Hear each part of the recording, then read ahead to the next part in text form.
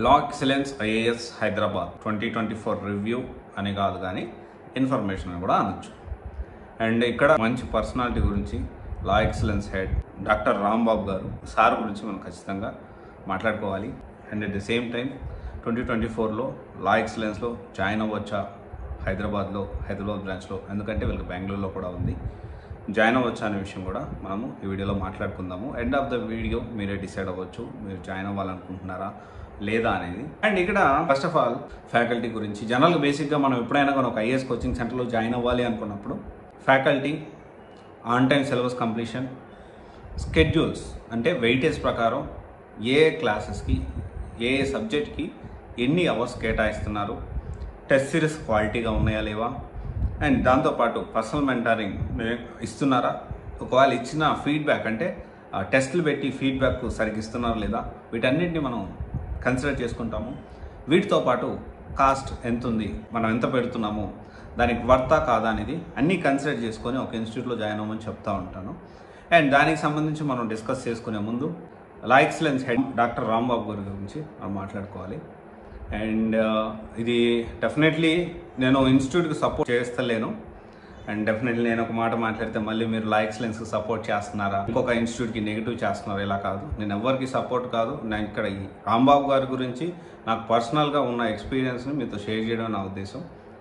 First of all నేను లా ఎక్సలెన్స్లో పనిచేసినప్పుడు రాంబాబు గారి దగ్గరగా పనిచేశాను. అంటే నేను ఆయన పొగడుతున్నానని కాదు, కానీ ఆయనకు ఒక విజనరీ ఉంది. అన్ని ఇన్స్టిట్యూట్స్ కంటే ఒక 10 సంవత్సరాల ముందు ఆలోచిస్తుంది. అంటే ఇప్పుడు మనం అనుకుంటాం కదా జపాన్ ఈజ్ లివింగ్ 2050 అని. సో లా ఎక్సలెన్స్ హెడ్ రాంబాబు గారు కూడా లివింగ్ ఇన్ 2034 అని చెప్పొచ్చు. అంటే అందరికంటే 10 సంవత్సరాలు అడ్వాన్స్డ్గా ఆలోచిస్తారు. అండ్ ఫస్ట్ అసలు వీడియో మార్కెటింగ్ ఇంక్రీజ్ అవుతుంది. అసలు కరెంట్ అఫైర్స్ స్టార్ట్ చేసింది కూడా ఫస్ట్ రాంబాబు గారు. First current affairs civils prep అనే ఛానల్తో ఫస్ట్ స్టార్ట్ చేశారు. తర్వాత ఇప్పుడు లా ఎక్సలెన్స్గా ఆ నేమ్ చేంజ్ చేశారు. అసలు ఈ కరెంట్ అఫైర్స్ పెట్టాలి అంటే ఒక వీడియో ఏదైతే ఉందో కమింగ్ డేస్లో చాలా ఇంపార్టెంట్. సివిల్స్లో కరెంట్ అఫైర్స్ చాలా ఇంపార్టెంట్. మనం ఫ్రీగా కరెంట్ అఫైర్స్ ఇద్దామని స్టార్ట్ చేసిన ఫస్ట్ ఇండియాలోని చెప్పొచ్చు మేబీ ఫస్ట్ పర్సన్ రాంబాబు గారు. సో తర్వాత చాలామంది స్టార్ట్ చేశారు. కొంతమంది తెలుగులో స్టార్ట్ చేసి సక్సెస్ అయ్యారు, ఇంకొంతమంది అన్ని లాంగ్వేజ్లో స్టార్ట్ చేశారు. సో ఈ విధంగా తర్వాత అన్ని ఇన్స్టిట్యూట్స్ రావుస్ అని, శంకరయ్యస్ అని, ప్రతి ఒక్కరు కూడా కరెంట్ అఫైర్స్ అని అన్నీ కూడా మనకి ఫ్రీగా ఇవ్వడం అనేది మొదలుపెట్టారు. ఒకప్పుడు కరెంట్ అఫైర్స్ కూడా పెయిడ్ ఉండేది. సో ఇదంతా నేను ఎందుకు చెప్తున్నానంటే రాంబాబు గారు తయారు చేసిన క్వశ్చన్ బ్యాంక్ కానివ్వండి, తర్వాత రెడీ రెక్నార్ కానివ్వండి, QRP క్విక్ రివిజన్ ప్రోగ్రామ్ అని చెప్పి స్టార్ట్ చేస్తారు. అది కానీ ఎవ్రీ ప్రిలిమ్స్ అప్పుడు మెయిన్స్ అప్పుడు ఇస్తూ ఉంటారు లా ఎక్సలెన్స్ వాళ్ళు, అది కానివ్వండి. అండ్ దాంతోపాటు మెయిన్స్ వాళ్ళకి ఒక అంటే మార్నింగ్ నుంచి ఈవినింగ్ దాకా మన దగ్గర పెట్టుకొని వాళ్ళని హ్యాండ్ హోల్డింగ్ చేస్తూ పర్సనల్ మెంటరింగ్ చేస్తూ మనము వాళ్ళని రెడీ చేయాలి, ఇంటర్వ్యూ పర్పస్లో రెడీ చేయాలని ఆ విషయం కానివ్వండి. సో ఇలా ఏ విషయం గాయత్రి క్యాంపస్ అంటారు దాన్ని, అంటే అక్కడ మొత్తం మైన్స్ రాసే వాళ్ళు ఉంటారు. అండ్ దానికి సంబంధించి హ్యాండ్ హోల్డింగ్ అంటే పక్కన దగ్గరుండి పర్సనల్గా మెంటార్ చేస్తూ చాలామందికి మెయిన్స్ అండ్ ఇంటర్వ్యూస్లో సపోర్ట్ చేశారు. ఇక్కడ ఇవన్నీ ఎందుకు చెప్తున్నానంటే నేను ఇన్స్టిట్యూట్ గురించి అంటే లా ఎక్సలెన్స్ సంబంధించి కాదు, లా ఎక్సలెన్స్ సంబంధించిన డైరెక్టర్ ఎవరైతే ఉన్నారో రాంబాబు గారి విజనరీ గురించి నేను మాట్లాడుతూ ఉన్నాను. ఇంత ఎందుకు మాట్లాడాలి అంటే హైదరాబాద్కి టాప్ మోస్ట్ ఢిల్లీ ఫ్యాకల్టీని తీసుకొచ్చింది కూడా రాంబాబు గారే. అయితే ఇక్కడ ఇంత విజనరీ ఉంది రాంబాబు గారికి, ఎప్పటికప్పుడు కొత్తగా అప్డేట్ అవుతూ స్టిల్ ఒక యంగ్ పీపుల్ ఎలాగైతే వర్క్ చేస్తారో వాళ్ళకి నేనేం తక్కువ కాదు అని చెప్పాలంటే ఈ రాంబాబు సార్తో పోటీ పడడం అనేది ఆల్మోస్ట్ పాసిబుల్ అయ్యే విషయంగా. And moreover then so Rambabu సార్ది మా ఊరే, కానీ నేను ఇక్కడికి వచ్చిన దాకా నాకు పెద్ద పరిచయం లేదు. నేను లా ఎక్సలెన్స్లో జాయిన్ అయిన దాకా నాకు పరిచయం లేదు అంతకుముందు. This is a genuine thing. And at the same time తర్వాత వేరే చాలా ఇన్స్టిట్యూట్స్ వాళ్ళు నాకు పరిచయాలు ఉన్నారు. హైదరాబాద్లో ఉన్న టాప్ ఇన్స్టిట్యూట్స్ వాళ్ళు అండ్ బెంగళూరులో ఉన్న కొంతమంది కూడా పరిచయాలు అయితే ఉన్నారు. సో ఇదంతా మీకు ఎందుకు చెప్తున్నానంటే ఒక అడ్వాన్స్గా ఆలోచించాలి అంటే ఖచ్చితంగా రాంబాబు గారే. అండ్ లా ఎక్సలెన్స్లో మనం జాయిన్ అవ్వచ్చా లేదా అంటే faculty wise yes good, faculty wise మంచి ఫ్యాకల్టీనే పెడతారు. అండ్ ప్రోస్ గురించి మనం మాట్లాడుకుంటున్నాము. మంచి ఫ్యాకల్టీని పెడతారు, ఎప్పటికప్పుడు అప్డేట్ అవుతూ ఈ టెస్ట్ సిరీస్ కానివ్వండి, వీక్లీ టెస్ట్ కానివ్వండి, ఇవన్నీ కూడా ప్రొవైడ్ చేస్తారు. And at the same time proper mentoring కూడా ఉంటుంది ఇక్కడ. కానీ ఇక్కడ కాన్స్ విషయానికి వస్తే కాన్స్ కూడా ఖచ్చితంగా మనం మాట్లాడుకోవాలి. కాన్స్ విషయానికి వస్తే లా ఎక్సలెన్స్ విషయంలో కాన్స్ అయితే ఏదైతే ఉన్నాయో, ఫస్ట్ థింగ్ ఏంటి అంటే అనుకున్న టైంకి సిలబస్ కంప్లీట్ చేయలేకపోవడం అనేది అతిపెద్ద డ్రాబ్యాక్గా అనుకోవచ్చు. దానికి సెవరల్ రీజన్స్ ఉండొచ్చు. కానీ 9 monthsలో అవ్వాల్సింది 1 year 13 months అట్లా కొంచెం డిలే అవుతూ ఉంటుంది. అండ్ సబ్జెక్ట్ వైజ్ ఏ సబ్జెక్ట్కి ఎన్ని అవర్స్ కేటాయించాలి అనేది అదొక క్లారిటీ ఉంటే ఇంకా బెటర్గా ఉంటుంది.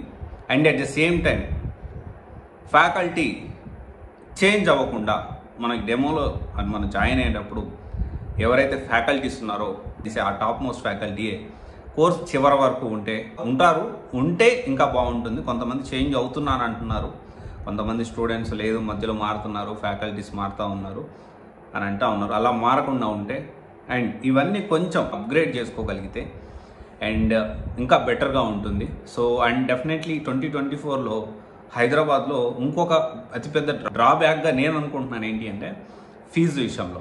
నాట్ ఓన్లీ హైదరాబాద్ సంబంధించిన లా ఎక్సలెన్స్ అనే కాదు, హైదరాబాద్ సంబంధించిన అన్ని కోచింగ్ సెంటర్స్ కూడా ఫీజు విషయంలో చాలా ఎక్కువగానే ఉన్నాయి. దాదాపు 1,40,000 1,50,000 వరకు చెప్తున్నారు including CSAT. వేరాజ్ in Bengaluru it is only 1,10,000 and top most faculty అక్కడ కూడా ఉన్నారు. టాప్ మోస్ట్ ఇన్స్టిట్యూట్స్ కూడా ఉన్నాయి, విచ్ అన్ని ఢిల్లీ బేస్డ్ ఇన్స్టిట్యూట్స్ అన్ని బెంగళూరులో ఎక్కువ ఉన్నాయి హైదరాబాద్ కంటే. సో ఈ కాస్ట్ విషయం ఒక్కటి ప్లాన్ చేసుకోగలిగితే డెఫినెట్లీ లా ఎక్సలెన్స్లో మనం జాయిన్ అవ్వచ్చు. అండ్ ఇంకొక విషయం ఏంటి అంటే బిఫోర్ జాయినింగ్ కొంచెం కమిట్మెంట్ అనేది తీసుకోండి మీరు.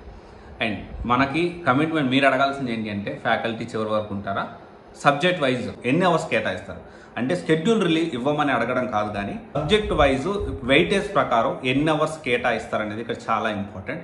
అది కానీ తీసుకొని సో ఇవన్నీ మీరు ప్లాన్ చేసుకోగలిగితే ఖచ్చితంగా మీరు ప్లాన్ చేసుకోవచ్చు. అండ్ ఇంకొక విషయం ఏంటి అంటే నేను లా ఎక్సలెన్స్ సపోర్ట్ చేస్తున్నాను అయితే ఇంకోటి మాత్రం అస్సలు అనుకోవద్దండి. సో ఇంకొక విషయం వచ్చేసి గూగుల్ రివ్యూస్ విషయంలో కూడా ఒకసారి చూసుకోండి. గూగుల్ రివ్యూస్ చాలామంది ఏమనుకుంటారంటే ఈ గూగుల్ రివ్యూస్ని బేస్ చేసుకొని గూగుల్ రివ్యూస్ నెగిటివ్గా ఉంటే ఇన్స్టిట్యూట్ నెగిటివ్ అని, గూగుల్ రివ్యూస్ పాజిటివ్గా ఉంటే ఇన్స్టిట్యూట్ పాజిటివ్ అని మాత్రం అనుకోవద్దు. సో గూగుల్ రివ్యూస్ అనేది ఏంటి అంటే అదొక పార్ట్ ఆఫ్ మార్కెటింగ్ అనేది విషయాన్ని మనం అందరం అర్థం చేసుకోవాలి. అండ్ ఇంకొక విషయం వచ్చేసి దీంట్లో రెండో విషయం కూడా మాట్లాడాలి. కొంతమంది నెగిటివ్గా పెడతా ఉంటారు. సో ఒక ఇన్స్టిట్యూట్లో దాదాపు ఒక 500 నుంచి 600 మంది లేకపోతే ఒక 200-300 స్టూడెంట్స్ ఉంటే 200-300 స్టూడెంట్స్ని అందరినీ సాటిస్ఫై చేయడం అనేది ఏ ఇన్స్టిట్యూట్ వల్ల కూడా కాదు, పాసిబిలిటీ లేదు. అందువల్ల మనం ఏంటి అంటే ఈ గూగుల్ రివ్యూస్ని బేస్ చేసుకోకూడదు అనేది నేను అనుకుంటాను. అండ్ ఇంకోటి వచ్చేసి ఏంటి అంటే మనం ఎప్పుడైనా కానీ ఒక డెమో ఓరియంటేషన్ వినేసేసి, ఒక సివిల్స్ ఓరియంటేషన్ డెమో వినేసేసి నేను జాయిన్ అయిపోతాను ఇన్స్టిట్యూట్లో అనుకోవడం కూడా కరెక్ట్ కాదేమో నేను అనుకుంటాను.